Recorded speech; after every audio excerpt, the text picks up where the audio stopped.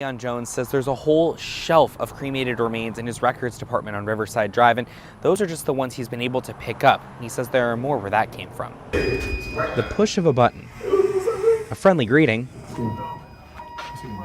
the creak, the elevator door, and then silence. Coroner Leon Jones. There's 160 right here. In the records department today. There you go, 2004. He's looking through over 160 boxes of ashes. These are babies.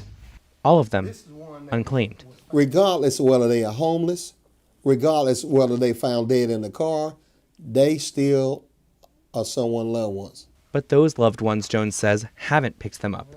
There are a few reasons. Sometimes the family forget they're here because they're not paying for them. The county has already paid for them. They've already been, the funeral home that cremated their loved one has already been compensated. Jones says this is why it's important to lay them to rest with respect. The county plans to scatter the ashes in Rose Hill Cemetery. That's where they're planning a memorial ceremony. Jones says it's a sigh of relief to give all these people a final resting place. I'm going to talk with the guy that's spearheading this, see can we have a chaplain available to say a prayer when we do it.